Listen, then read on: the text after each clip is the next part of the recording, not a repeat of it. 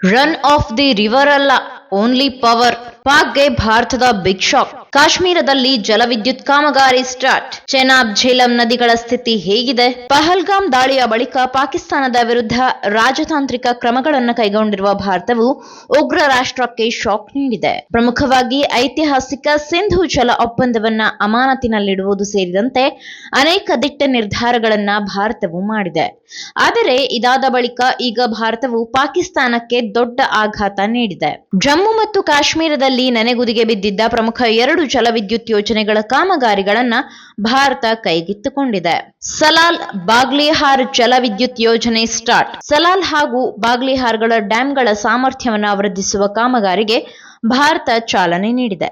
ಪ್ರಮುಖವಾಗಿ 690 ಮೆಗಾವ್ಯಾಟ್ ಸಾಮರ್ಥ್ಯದ ಸಲಾಲ್ ಹಾಗೂ 900 ಮೆಗಾವ್ಯಾಟ್ ಶಕ್ತಿಯ ಬಾಗ್ಲಿಹಾರ್ ಜಲವಿದ್ಯುತ್ ಯೋಜನೆಯ ಕಾಮಗಾರಿ ಕೈಗೊಳ್ಳುವ ಜಲಾಶಯದಲ್ಲಿನ ಹೂಳೆತ್ತುವ ಕಾರ್ಯವನ್ನ ಈ ತಿಂಗಳ ಆರಂಭದಲ್ಲಿ ಮಾಡಲಾಗಿದೆ. ಇನ್ನು ಈ ಕಾಮಗಾರಿ ಪ್ರಕ್ರಿಯೆಯು ಜಲಾಶಯದ ಸಾಮರ್ಥ್ಯದ ಹೆಚ್ಚಳ ಮಾಡುತ್ತದೆ, ಅಲ್ಲದೆ ಟರ್ಬೈನ್ಗಳಿಗೆ ಯಾವುದೇ ಹಾನಿಯಾಗದಂತೆ ನೋಡಿಕೊಳ್ಳುತ್ತದೆ. ಜೊತೆಗೆ ವಿದ್ಯುತ್ ತಯಾರಿಕೆಯ ಕಾರ್ಯಕ್ಷಮತೆಯನ್ನ ಸುಧಾರಿಸಲು ಸಹಾಯವಾಗುತ್ತದೆ ಎಂಬ ಮಾಹಿತಿ ಲಭ್ಯವಾಗಿದೆ. ಒಪ್ಪಂದಕ್ಕೆ ಡೋಂಟ್ ಕೇರ್, ಪಾಕ್ಗೆ ಬಿಗ್ ಶಾಕ್. ಈ ಜಲವಿದ್ಯುತ್ ಕಾಮಗಾರಿಯನ್ನ ಭಾರತದ ಪ್ರಮುಖ ಜಲವಿದ್ಯುತ್ ಕಂಪನಿಯಾಗಿರುವ ರಾಷ್ಟ್ರೀಯ ಜಲವಿದ್ಯುತ್ ನಿಗಮ ಹಾಗೂ ಜಮ್ಮು ಮತ್ತು ಕಾಶ್ಮೀರದ ಅಧಿಕಾರಿಗಳು ಜಂಟಿಯಾಗಿ ನಡೆಸುತ್ತಿದ್ದಾರೆ.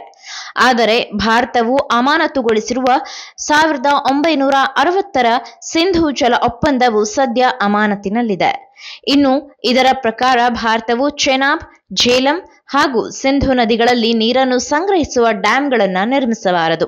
ಬದಲಿಗೆ ಕೇವಲ ರನ್ ಆಫ್ ದಿ ರಿವರ್ ಜಲವಿದ್ಯುತ್ ಯೋಜನೆಗಳನ್ನ ಕೈಗೊಳ್ಳಬಹುದು. ಆದರೆ ಈ ಒಪ್ಪಂದವನ್ನ ಏಪ್ರಿಲ್ 2025ರಲ್ಲಿ ಭಾರತವು ಸ್ಥಗಿತಗೊಳಿಸಿದ ಬಳಿಕ ಪಾಕಿಸ್ತಾನಕ್ಕೆ ಯಾವುದೇ ಮಾಹಿತಿ ನೀಡದೆ ಈ ಯೋಜನೆಯಲ್ಲಿ ಫ್ಲಶಿಂಗ್ ಕಾಮಗಾರಿಯನ್ನ ಆರಂಭಿಸಿದೆ. ಹೂಳೆತ್ತುವ ಕಾರ್ಯಕ್ಕೆ ಚಾಲನೆ. ಫ್ಲಶಿಂಗ್ ಪ್ರಕ್ರಿಯೆಯು ಜಲಾಶಯವನ್ನ ಬಹುತೇಕ ಖಾಲಿ ಮಾಡಿ ಹೂಳು ತೆಗೆಯುವ ಕಾರ್ಯವಾಗಿದೆ.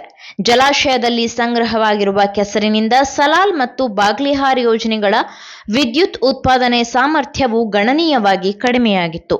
ಈ ಪ್ರಕ್ರಿಯೆಯಿಂದ ವಿದ್ಯುತ್ ಉತ್ಪಾದನೆಯ ದಕ್ಷತೆ ಹೆಚ್ಚಾಗುತ್ತದೆ ಮತ್ತು ಟರ್ಬೈನ್ಗಳಿಗೆ ಹಾನಿಯಾಗದಂತೆ ರಕ್ಷಿಸಲಾಗುತ್ತದೆ.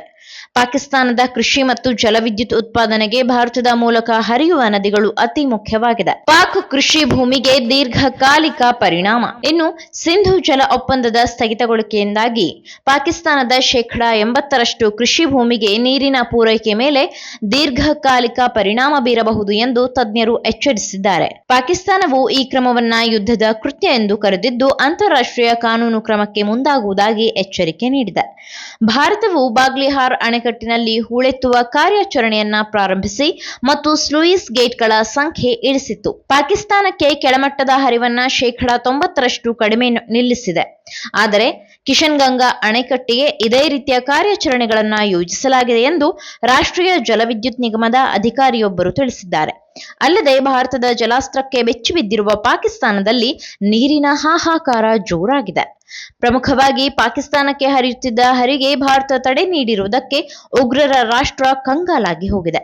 ದಿನಗಳೆದಂತೆಲ್ಲ ಚೆನಾಬ್ ಹಾಗೂ ಝೇಲಂ ನದಿಯಲ್ಲಿನ ನೀರು ಕಡಿಮೆಯಾಗುತ್ತಿದೆ.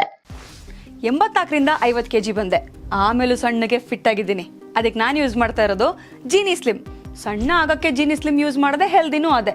ನೀವು ಸಣ್ಣ ಆಗಬೇಕಾ, ಹೆಲ್ದಿ ಆಗಬೇಕಾ? ಹಾಗಿದ್ರೆ ಜೀನಿ ಸ್ಲಿಮ್ ಯೂಸ್ ಮಾಡಿ. ಸಣ್ಣ ಆಗೋದಕ್ಕೆ ಯಾವುದೋ ಪ್ರಾಡಕ್ಟ್ ಹೇಳ್ತಾ ಇದ್ದಾಳೆ, ಏನಾದರೂ ಸೈಡ್ ಎಫೆಕ್ಟ್ಸ್ ಇದೆ ಅಂತ ಯೋಚನೆ ಮಾಡ್ತಾ ಇದ್ದೀರಾ? ಖಂಡಿತ ಇಲ್ಲ, ಯಾಕಂದರೆ ಇದು ಕೆಮಿಕಲ್ ಫ್ರೀ. ಸಣ್ಣ ಆಗಬೇಕು ಅಂದರೆ ಜೀನಿ ಸ್ಲಿಮ್ ಯೂಸ್ ಮಾಡಿ. ಹೆಚ್ಚಿನ ಮಾಹಿತಿಗೆ ಕೆಳಗೆ ಡಿಸ್ಪ್ಲೇ ಆಗ್ತಿರೋ ನಂಬರ್ಗೆ ಕಾಲ್ ಮಾಡಿ.